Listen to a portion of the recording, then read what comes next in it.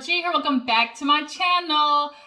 Just coming really fast to finally talk to you guys about this last episode of Love and Hip Hop Family Reunion. I know it came out on Monday, but the time just got past me. And honestly, the past couple of days, kind of, super busy. I mean, my niece and nephew down here, just yada, yada, yada. But nonetheless, I was able to watch the episode, and so I'm coming to talk to you guys just about a few things that really, was just really going on in the episode that really looked like some fugazi stuff. I'm sitting here watching Erica and Safaree basically I don't know, I really feel like they playing right now. They playing in our faces, but we'll get into it, discuss this tragic of a story between, I don't want to call it tragic. It's just madness. This Peter and Amina shit is madness. We watched that shit on Love and Hip Hop between Tara and Amina, Peter, the 1/3 of the Creep Squad, and we literally watched the epitome of black men in America. What Peter was doing, what Rich Dollaz was doing, what Cisco was doing, that's everyday basis. And it looks like that in every financial tier of, manhood or of, niggadom that, women are, looking to be with, whether he is low quality, as we just kind of like to say, or a high quality man who may possibly got a bachelor's degree, a bunch of money, and an entrepreneurship mindset in a business, whether he down here, sucking up, his kids' fruit snacks, with his baby mama, government help assistance, or whether he up there, niggas be tripping and they really ain't shit, and you're going to get this behavior regardless. Unfortunate, ain't it? Sad but true. And that reality is not going to change for a while. But that's another video. Actually, you know what? Go check out my last episode of Daily Squeeze. I was talking about Kevin Samuels, that woman who was on TikTok who gave all her man her money, her whole hard-earned paycheck for $100 a week allowance. Yeah, I talked about that too. And then Kevin Samuels' old ass talking about how Latin women were black women's enemy. Kevin Samuels is trash, garbage, okay? And he need to go ahead and come out already saying that he like that DICK, because his hatred for women is something different. It's something else. Men's hatred for women in general is baffling. But nonetheless, like I said, that's a different video, different topic of conversation. Let's go ahead and get into Family Reunion. If you're new to my channel, go ahead and hit that subscribe button. Everybody else, drop down in the comments, tell you how I feel about the episode. Y'all make sure to follow my Instagram and Twitter. Let's get this thing popping. So we open up with kind of like the end of field day. Everybody's listening to Safaree pull his old whack ass up. And of course, Erica is like, ugh, she's kind of like, oh my God, here he is. They don't even interact. Safaree basically was like, I see Erica, but it's not the right moment to talk. So they've been playing volleyball, and after Safaree ends up pulling Mimi to the side. And she, of course, is like, what you doing? And he's like, man, I'm just messed up right now because there's just so much drama going on between us. I don't know what to do. Of course, Mimi's like, I've been there, done that. We saw that freaking train wreck of a story between her, Jocelyn, and Stevie J. Another triage, okay? It's always a man and two women, the triage. Okay? Stevie J, Jocelyn, and Mimi, we saw that bull. And so she's like, I get it. She's like, I went through myself. She's hurt. So obviously you're going to have a lot of work to do to try to come back from that hurt that she received from you. He's like, man, I just want to be there for my kids and this, and that. And she's like, you're going to have to work on it. And so he's like, I'm just not doing well right now. So she hugs him. He kind of has like this puppy dog eye moment. Safaree really was trying to pull on the heartstrings, as somebody who's going through it. And it's like, bro, you going through it at your own self-sabotagery. This is all on you, boy. I really feel bad, but don't feel bad at the same time. That when he was crying at the end of the episode, I was really kind of like, I really was just kind of like, I don't care about niggas who could care less about how they treat other people. Like, you suffering, but guess what? She's suffering too, and that affects your kids. Like, nonetheless, she's in the middle of her interview, and Safaree basically rolls up on her like, "What's up?" And she's like, "Bro, like, you know, like when they are talking to the castmates and they kind of do like the little talking section or whatever, and he was like, "Man, what's up?" And she was like, "What? I don't know." He was like, "Man, like, quit playing, like, you quit playing right now." She was like, "I'm not playing." And he was like, "All right, this is what we really doing?" She's like, "Look, right now it just seems what is best to just try to work on this co-parenting thing." He like, "Oh, all right," and then he walks away. She's like, "What? Like, we got kids, like, we got a co-parent." So they end up going kind of like by the pool area. Everybody's getting just kind of taking like a lunch break, it seems. And so everybody basically is kind of having their own like pockets of conversation at the back of the pool. So we do see this one conversation between Cisco and Amina. Cisco, he talk about, "Man, Amina, she know what she be doing. He said, I see the back of her crack, you know, while she's outside doing yoga." He told me, "Man, you knew that was my room. She was showing me something. You know, she was showing me something." So it was like, "What? You want me to do something? I will." And it's like, Cisco, that right there is already showing like, bro, you ain't shit. Like, we understand, like, first of all, if you're in a group called Creep Squad, most likely you have no loyalty. So I don't know why these niggas of no loyalty and moral compass be looking at each other like they're shocked that they would do something like cross the line of, you know, friendship. As in, Cisco, the whole reason why he got into it with Peter was because Amina stayed the night with Cisco, and not only stayed the night at the crib, he might have stayed a night in that coochie, okay? Amina told Peter nothing happened. I don't believe it. She actually's like, no kiss or nothing. Then she goes to Cisco, and he's like, "Man, you know what you be doing? You be trying to make Peter mad." "Why would I want to make Peter mad?" He's like, "Because you still love him." She was like, "No." He's like, "Well, you know, it's what you know, we both were wrong." She like, "I wasn't wrong, and that's how I feel." What is Amina wrong for? She don't owe that nigga Peter nothing. She's single, nor should she give a damn about how it makes him feel, because, hello, he literally was having babies on her. He literally was playing with Amina's feeling. Because I'm his wife. Ain't nothing fake about that. Y'all remember that scene? Yeah. All that shit he put Amina through? Fuck that. So she was like, "I already told Peter." "Oh, nothing happened." She's like, "Nothing happens." You know, she really was giving him like the, you know, the wink. The wink on, like, "Nigga, you better say nothing happened. Nothing happened." She was giving him that look, like, "Nigga, you better say nothing happened." You know that look when your mama give you from across the room, like that's what she was giving. That's what she was giving Cisco. So Cisco was like, "Yeah, nothing happened." And so here go Rich Dollars in the corner. He basically, you know, he peeping from aside the pool. Like, here we go, Cisco, like that kid that always get his hand caught in the cookie jar. Then when he get caught, he be over there like, and it's kind of like, well, don't y'all all be doing that? But Rich Dollars, you really got some nerve, because, bro, your hand was basically on the way to Erica Mina's vagina the day before Safaree got there, and then you hugging him and dapping him up when he pulled up to the scene. So, like, pot calling kettle black. But Amina did admit her confession. She's like, "I mean, we just kissed. I mean, a little make out, you know, and it was like, but you know, nothing else." And she was like, "No, I'm not gonna have sex with Cisco." Like, "Oh no, I can't do that. I can't do that." And she was kind of like, she's like, "No, I can't do that." So it's like, do you believe they fucked or not? Like, do you think there was the P in the V? Do you feel like maybe it wasn't no sex, but there definitely was, you know, some third basing going on? There was some fingers moving. There was some, you know, some tongues. Okay, like, what do you guys think? Do you feel like they went all the way? Or, you know, we're just doing some little play? Like, which one you think it was? But Cisco walks over there to Rich Dollars, and he was like, "Bruh, what? Like, bruh, come on." He's like, "What?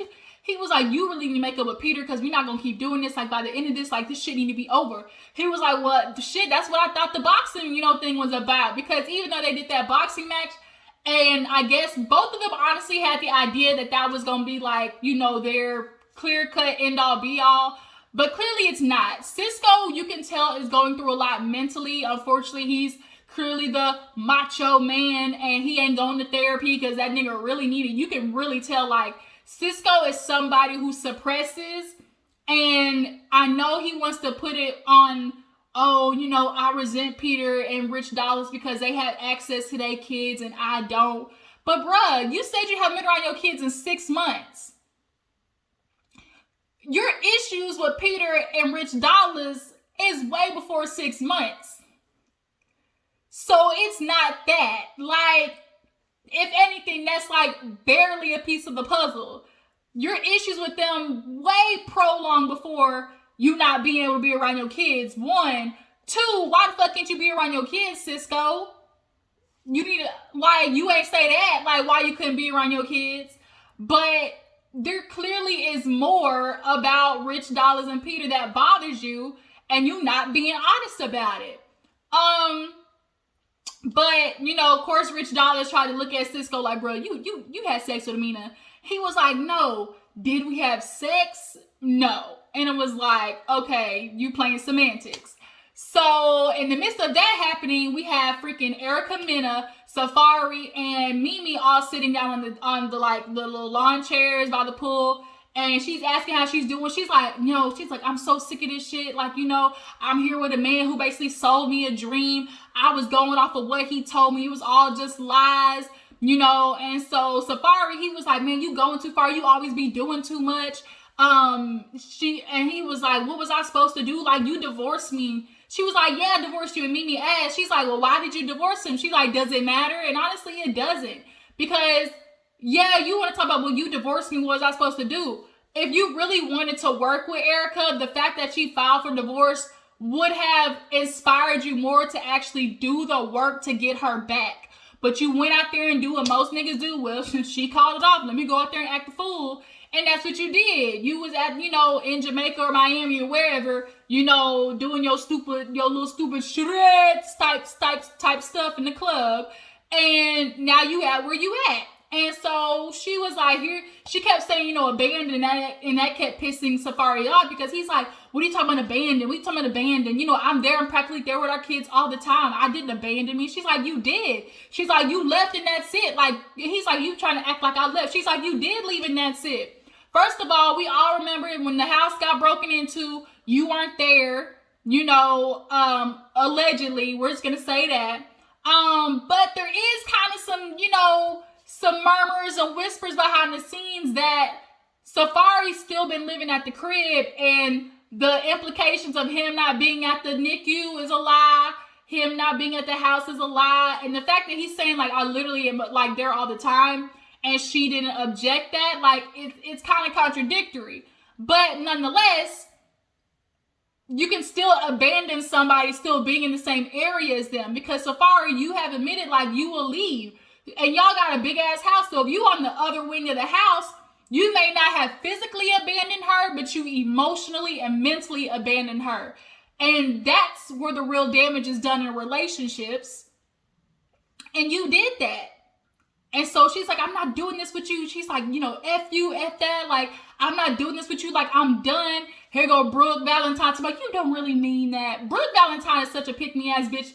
We watched the stuff that Marcus put her through, and here she is, even after admitting, she's like, I know Marcus cheated on me when I was pregnant, and here you are married to this fool after he did all that shit to you on Love and Hip Hop.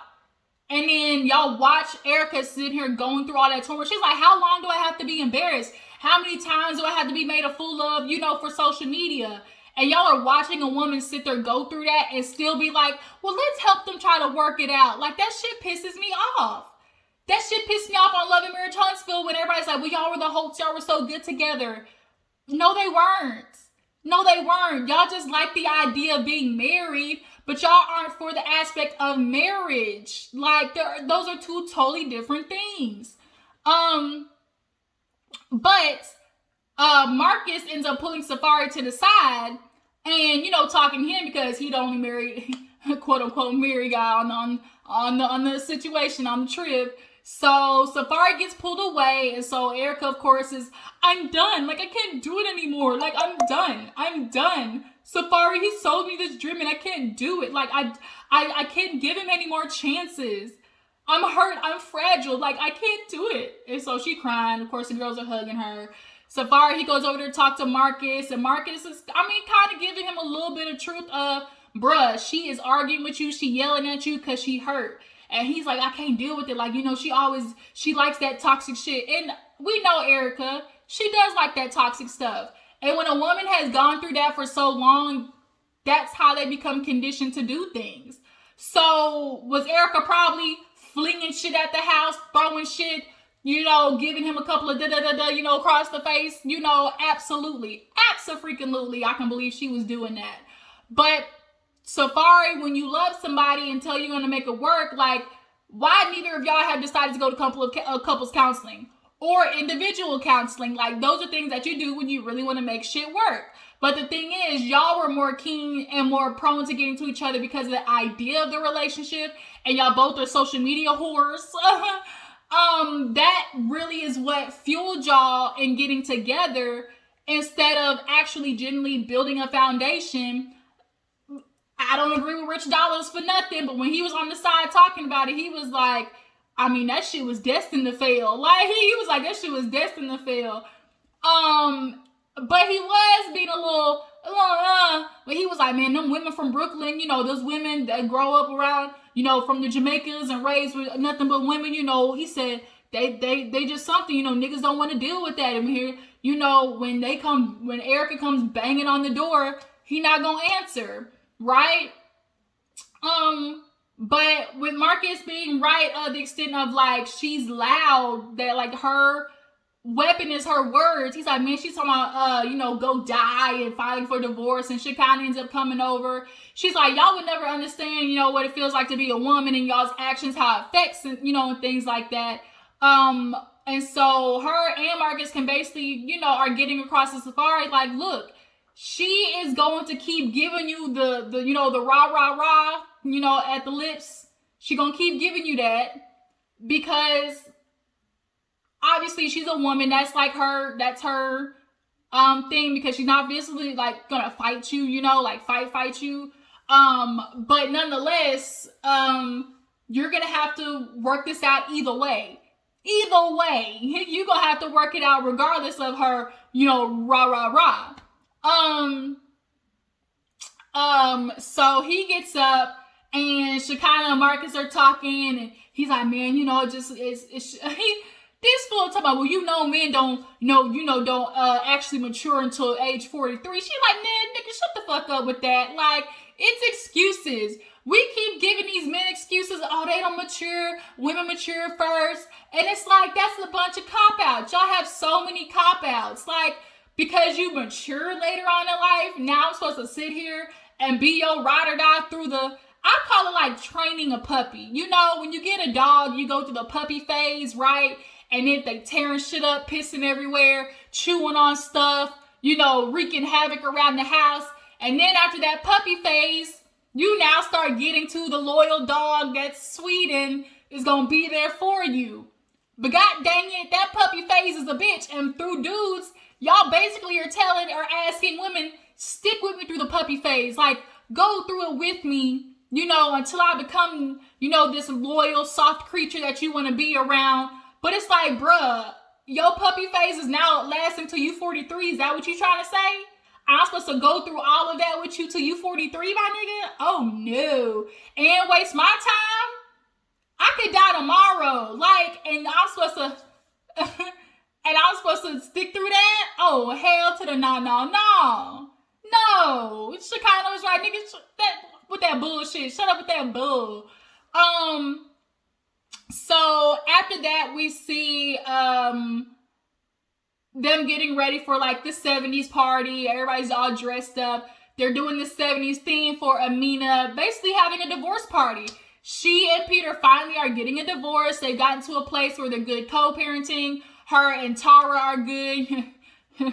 Y'all, Tara and Amina, they was basically going back at it simply for the he's mine, you made a hand once, but I got him on time. Hey, he's mine, you made him hand once, but I got him on time. Alright, y'all, I'm done. I lost myself for a quick second. But they both were basically fighting for the I'm gonna get him, like I bet you I'm gonna get him, keep him type shit, right? Even though technically Tara had him first, but nonetheless, it was we just gonna keep fighting to prove a point. Both these bitches got pregnant at the same time, basically to prove a point. But now they're all good. They're a happy Brady Bunch, ghetto ass family. But now they're doing the divorce. It's the 70s party. The guys are over there talking to Safaree. They're like, man, we don't like seeing you sad like this. He over there crying. I know, usually I'm good, but I'm just not feeling like myself lately. I'm hurt. I can't do it anymore. The guy's over there just coddling just coddling him. Like, I really am just disgusted. His acting was just piss poor acting. I can't.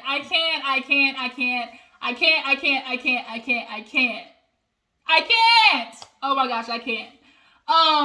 So as they're coddling him, Cisco and Rich, like Peter, have a moment. Who was her face? Mimi. Mimi kind of wasn't really within the 70s theme, but it's okay. She still look cute. Her and Erica come in, of course. They start talking. She's like, oh, what's up with you? And he just over there moping. And, Peter sees Amina, oh, what? I might not want to get a divorce. And it's like, no. They basically have love for each other. You know that story, I'll always love you. I'm going to have love for you as the father of my kids. Okay. So then after that, we see a little time where Mimi and Jonathan end up talking about the whole Zell situation where he's like, oh, that y'all too gay for me. Yeah, that definitely was a telling moment for Zell. That you're too gay for me. It's like, bro, you both are either tops or bottoms. Like, you both like dick. So either way, because they're a little bit more flamboyant than you, doesn't change the fact that you're having sex with men.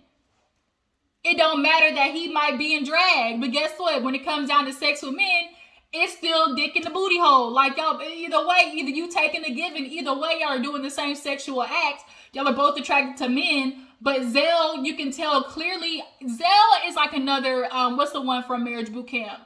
What's his name? Miles. Miles / what's his nickname that he go by? Damn, but Miles from Marriage Boot Camp that was with Amber.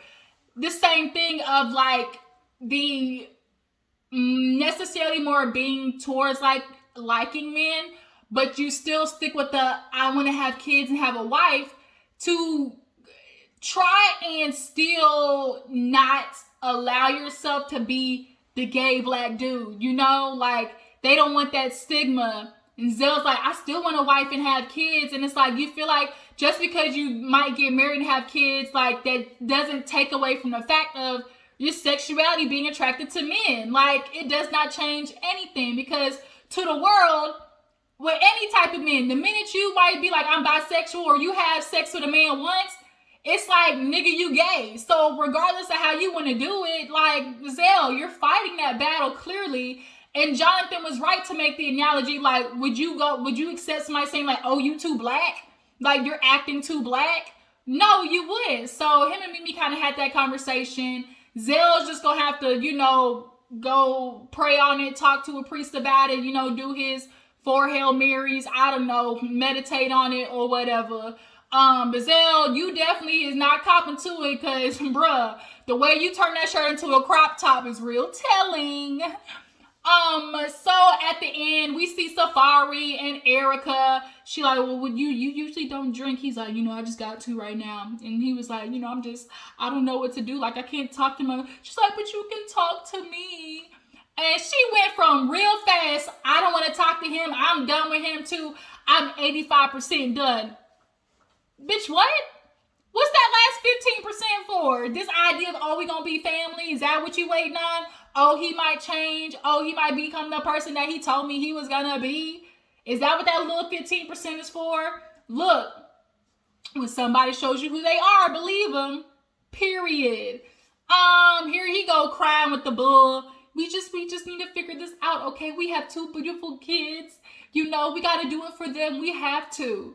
You can talk to me, Safaree. You can. We can do this. Crying and bullshit. Hugging everybody else looking on like, well, Safaree, he been crying. He might not be okay. They over there hugging and shit. And it was kind of like, what in the Fugazi, Tyler Perry, like, Medea's Family Reunion, Viola Davis shit is this? What the hell? And then that's where the episode ended. So next week, they do like some sex charades game, and you can imagine how that's gonna end by the end of how that's gonna be at the end of the night. Booby and Sin definitely fucking after that night. Booby's a problem with his old fine accent ass. Ooh, it's the accent, y'all. The accent. That's what Booby get. And he a tall black basketball player. Ugh. Stay away, that toxic dick. But yeah, you guys, tell me what you feel about the episode. I appreciate y'all for tuning in. I will catch you guys later. Make sure to follow me on Instagram and Twitter. Deuces.